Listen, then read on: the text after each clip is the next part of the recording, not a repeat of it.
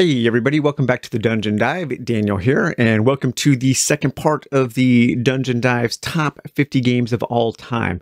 Now remember, this is just kind of like a snapshot of this particular moment in history. I used the Pub Meeple game ranking engine, sat down in a night, plopped in 200 games, ranked them all, and then took the top 50 without any massaging. So let's get right into it today. Don't have a lot of preamble stuff to go over. Okay, so today we're going to be taking a look at, 40 through 31. Sorry, got my notes all mixed up there. Okay, so let's start with number 40. So number 40 is Dungeon Universalis, and that is 2019 from Ludic Dragon Games, and that is designer Oscar Bribian. So Dungeon Universalis is probably the closest a boxed board game can get to being an RPG. And in some ways, I think the game might actually be better if it's run more as an RPG than a board game. There are a ton of options in the game in terms of characters, treasures, loot, monsters, and the world, and just in kind of the different ways that you can play it. It has a lot of campaign style options with some limited random quest mode, but you have to use the app version. I wish that in the box there was a random quest mode. And it offers a ton of stuff. You have a ton of standees that you can use for that game or for other games. You've got a nice overworld map.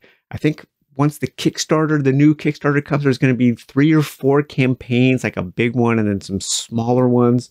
There's a lot to the game. And there's also a lot to the game. That's where kind of like one of the major criticisms I would have of the game comes in, is like, there are a ton of rules and there's a lot of overhead. It takes some effort on part of the players to get there. I also think it's probably best as a one versus many game and not a strictly a co-op or solo game. I think it thrives in the drama created by somebody controlling the game and the other players playing the game. So that was number 40, Dungeon Universalis. Number 39 is Aetherfields from 2020. And that is, of course, from Awaken Realms, and designer is Michael Orax. And Aetherfields has one of the most interesting worlds I've ever experienced in a board game. It's one of the only games I know of where it really does seem to be about something. And it has triggered a part of my mind that is normally reserved for things like David Lynch movies. And if you remember in my really long review, I did do some examination of Lynch and how I felt a similar way while playing Aetherfields. I do think there is a lot of artistic integrity in the game, and there are clues and things for us to find meaning in. And I don't get that from a lot of games. It's a game that I thought of for many hours away from the table. And being away from the game kind of leads me to my main criticism of the game. And that is, it is a incredibly hard game to get back into once you have boxed it up for any kind of extended period of time. I got the game out again to finish the main campaign, and I had completely forgotten almost everything about the game. So I ended up spending a couple hours resetting the game so I can start over. And that's kind of a bummer. That is just a bummer with these kinds of campaign games. Hopefully, if something comes to fruition in the near future, maybe I will have more time to devote to playing these campaign style games. Something to talk about a little later. All right, so that was number 39, Aetherfields. And now, speaking of RPGs in a box, is number 38, and that is Folklore: The Affliction from 2017 in Greenbrier Games, designer Nick Blaine and Will Donovan. Probably a couple caveats with this one. I like the game, but I like it a lot more with my house rules that I have gone over in a couple of my videos, and I also like it with that initiative track from that first or second kind of major expansion, the Spire Fall, the Spire something expansion. So yeah, this feels like an RPG in a box. And with that adventure creation kit, you could actually run this as an RPG without even using really any of the cards in the game, because it has all of this, it has all of the loot, monsters and powers and everything in lookup charts that you could easily use to run this as an RPG. The game has a ton of interesting characters and monsters, and I think it has a pretty interesting setting, this kind of like dark kind of fairy tale setting that we don't really experience in a lot of games. It's drawing from different like myths and legends and folk lore of different kinds of cultures and stuff. It's really cool.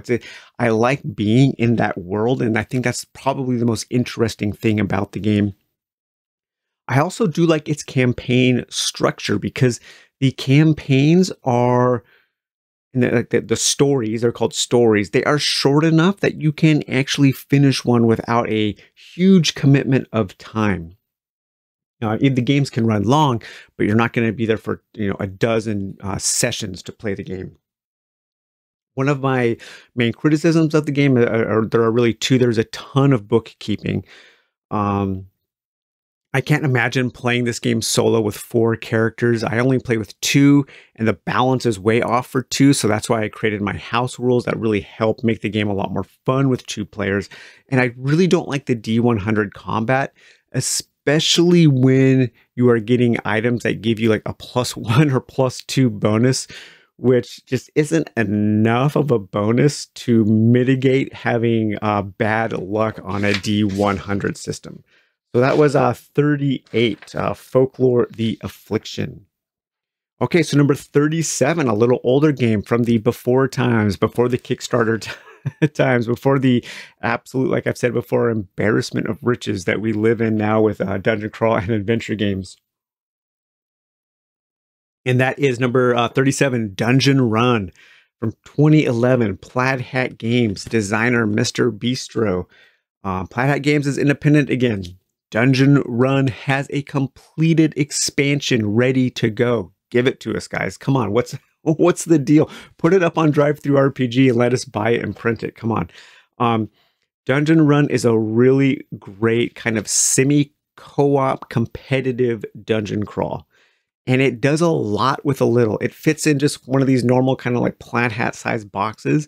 And there's a lot of game there for a very few components, especially relative to modern dungeon crawl games. The game doesn't overstay its welcome, and that's something, it is kind of weird that there is kind of an ongoing issue with a lot of these games. It's the length of time they take to play, not just from one game, not just from one sitting at a table, one session, but a length of time over months or so with a campaign. Game is like you can play in an hour and a half or 2 hours, have a complete experience. It's really fun. So yeah, will we ever see that expansion? And really my only complaint about the game is like there really isn't a solo mode. There is, but it's not good. This is a competitive game. It is a game that you should play with like 3 other people, and it is super fun. The way the game starts out as a co-op game, but then it ends in kind of this battle royale, and oftentimes it'll make these very just interesting situations where the tiles are set up in a certain way with a certain boss and certain powers that always make the end game interesting. So that was number 37 with Dungeon Run. Number 36, another Fantasy Flight game coming in, and that is from 2017, designer Nikki Valens, and that is, of course, Legacy of Dragonholt. Another long campaign game that I have not finished. Hopefully I can remedy that soon. A really fantastic, really it is a boxed adventure book, a boxed game book. And it is kind of the ultimate design in game book philosophy. It's taken all of the things ripped from, Fighting Fantasy and Lone Wolf and Fabled Lands, all the big ones, kind of combined them together, stripped out a lot of the not cumbersome, but a lot of the mechanisms that just aren't fun. Like the D6 combat in Fighting Fantasy books. I don't know anybody who really liked just rolling a D6 and trying to get a higher number than the enemy. It would take a long time. It made it not so much of a travel game. Just the combat in most game books isn't very fun. So Legacy of Dragonholt kind of stripped that out and made it more of a narrative style combat where you just make a choice in what you're going to do. It has genuinely, like, seriously good writing and characters. I am one that absolutely loved the diversity. I know that the diversity of the characters and the fact that they all weren't straight white males really pissed off a lot of people in the gaming community. And if you're one of those people, don't watch this channel. It's not for you. I loved all the female characters. I loved that they were all different, and it really spoke to some of the people I was playing the game with, like my wife and her friend. They absolutely adored that they weren't just having to play the same kind of bog standard fantasy characters, and it did a great job. Nikki Valens, I can't wait to see what she's up to next. Her leaving Fantasy Flight was a huge blow to them for sure. As far as a negative, it's not much of a game as far as mechanisms go. So if you're looking for something a little crunchier with like some more rules, some dice rolling and stats and stuff, this is really probably not the game for you. Okay, so 35, another game from the early 2000s, and that is Tales of the Arabian Nights from 2019, or 2009, I should say. This is the Z-Man version. I actually have never played the first edition. I don't think I've ever even seen it, so I can't even make a comparison. So that's from Z-Man Games, designer Anthony J. Gaella, Eric Goldberg, Kevin Maroney, and then Zev Slashinger. Tales of the Arabian Nights really is kind of the epitome of a wild adventure game. You have this huge map, you go around the map, you have a big kind of choose your own adventure book with these crazy matrices where you have to look up you get lots of lookup charts, and it truly does feel like anything can happen, and oftentimes anything does happen. You can become a monkey, where you can spend the rest of the game cursed as being a monkey. You can get sex changed. You never know what is going to happen. And that is kind of the double-edged sword, because you never know what's going to happen. You might make a decision that totally, like 90%, you think, okay, this decision is going to lead to this outcome, and it leads to the exact opposite outcome. There isn't a lot of rhyme or reason about why certain things happen. So I know that does rub some people the wrong way, but I also feel like there's a lot of meat to the game. There's a lot to sink your teeth into narratively and on an adventure level without a ton of overhead and rules and effort. And but like a lot of these games, it can go on for way too long for what it has to offer, because it's so random. These sometimes 3.5 hour or more games, if you're playing like a full game, can go on for way too long. So try to play a shorter game. That is kind of like the motto of these lists is, I think myself, I'm just speaking for myself, but I do hear this from other people in this sector of the hobby. It's like, I think we are looking for some shorter games that still give us the sense of adventure, of wonder, of discovery that these long games do. Very often is the fact that the game is long, does it make it better? I can't really think. I'm gonna have to do some research on that.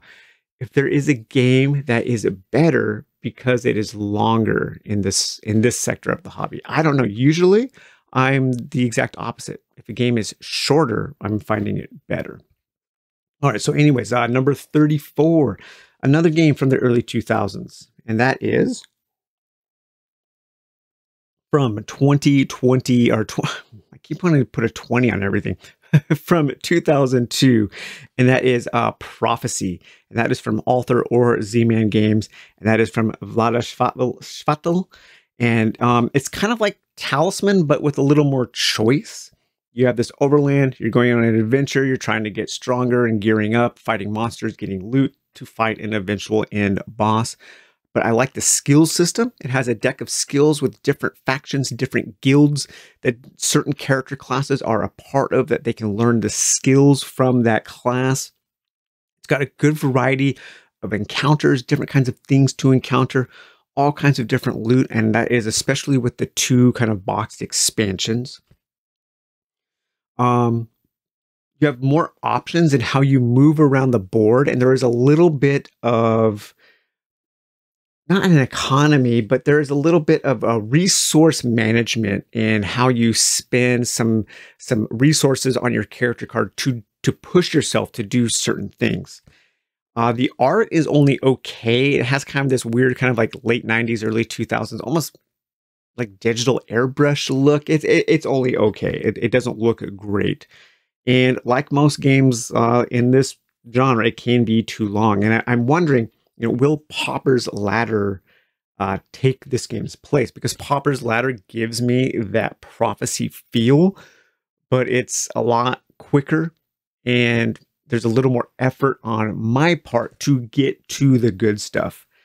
So I do need to do like a big comparison video between all of these kinds of games, like Pauper's Ladder, Runebound 2nd Edition, Talisman, Prophecy, all these kind of like old school style overland, hex crawl, map crawl style of games.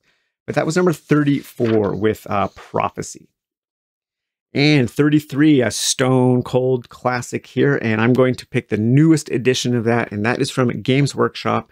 And that is 2014's Space Hulk 4th Edition. So like I've said before on the channel, this is one of the earliest hobby games I got into with 1st edition. We played it at my high school all the time. We made this weird kind of like conglomeration mishmash monster game out of Space Hulk, Advanced Space Crusade, which is somewhere over there, and some of the expansions and weird 40K stuff. We just kind of like made our own game out of the stuff. But this is 4th edition, really is like one of the top 5 produced games of all time. It is absolutely gorgeous. Every time I get it out, I'm in awe of how amazing it looks and feels. It's also like one of the most intense games I have ever played. It is an intense corridor crawl, pitting, person against person, 2 combatants, one playing the Gene Stealers, the aliens, one playing the Space Marines, the Terminators, in this just great conflict. The rules are so simple and so light that they never get in the way of the intense action. I can't think of a time where you have to stop and look something up. I mean, the rules are dead simple, and it's all about just pressing your luck, trying to get those good die rolls, forming a good strategy as the Marines on how you're going to place your flamethrower, and your different weapons, how are you going to use your melee, how are you going to use your bolt throwers and all of that stuff. And then as the Gene Stealers, you just want to put the pressure on the other player. It's just, it's so good. The main complaint I have about the game is that it's a 2-player game. There are some fan-made solo rules, and they're okay, but you just don't get that intense moment. You don't get that that moment that comes at the end of these games often where both players are standing up and for that final die roll to see the outcome of the game. And so as a 2-player game, I just don't get this to the table nearly as often as I would like. And that is number 33 with Space Hulk, 4th edition. All right, number 32 coming in is the newest game on the list so far. And I was surprised how much this one shot up. I don't know if this is going to stay up here, but just right now, I'm super into this game. And that is from 2021, and that is Mini Rogue from Nuts Publishing. Designers Paolo Di Stefano and Gabriel Gendron. Newest game on the list so far. I think about this game a lot.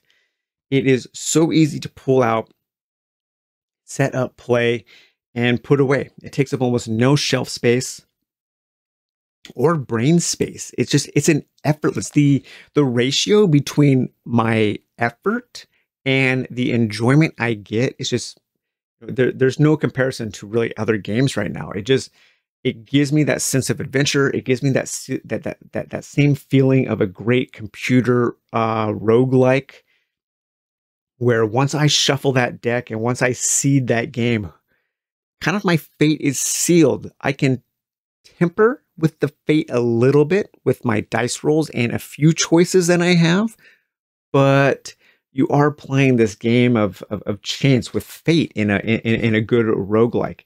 I love, so like low effort, high payoff. And I love the art and style. It has such a unique and bold art and style. And it is totally random. So I can see that throwing a lot of people off, especially modern gamers who don't particularly like a lot of randomness in their games. I wish there was a Rogue Legacy style carryover system where you were slowly building up some kind of stable of heroes or a base or something in between games that could just add one little tick in your favor for each subsequent game, kind of like a Loop Hero. I would love to see a board game designed in the same way and style and with the same mechanisms as a Loop Hero, the video game. Fantastic game. So much style, so many great ideas that I think would make a really cool board game. But anyways, that was number 32 with Mini Rogue. And finally today, at number 31 from 2015 and from Stronghold Games, we have Space Cadets Away Missions. Designers are Dan Raspler and Al Rose. This game really does capture that kind of like ray punk, atomic punk, classic sci-fi feel with ray guns and awful green men from outer space and flying saucers. And you have like scientists and engineers battling them. It just has that classic sci-fi look.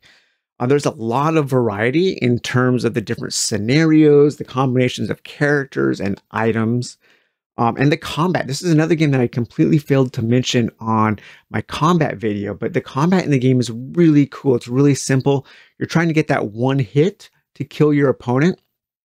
But if you get multiple hits, if you overkill, then you can spend those overkill dice on other effects and do different things depending on what you are fighting, what you're using, what powers your character has. Just really, really great system that is super simple. It's implemented in a very simple fashion. It's not complex, but it adds so much to the game. It adds this layer of choice that a lot of games don't have when it comes to their combat. And I don't know why this system hasn't been just straight up lifted for other games. Designers, come on, get lifting. Start lifting the good stuff and not the bad stuff. It seems like so often in this genre where so many games are derivative of each other that the designers keep lifting the stuff that should not be lifted and leaving the stuff that should be lifted on the table. Board game designers, I think, need to be better thieves, you know? Start thinking more like hip-hop artists. Start thinking more like a Plunderphonics artist and Vaporwave artists. Start stealing the good stuff and making your good stuff out of the better stuff that people have already done. That's the key to success, to success right there. So yeah, that was number 31 with Space Cadets. So toss this on. Let's see, what did we do today? Let's do a recap real quick. 40, Dungeon Universalis. 39, Aetherfields. 38, Folklore. We've got 37, Dungeon Run. 36, Legacy of Dragonholt. 35, Tales of the Arabian Nights. 34, Prophecy.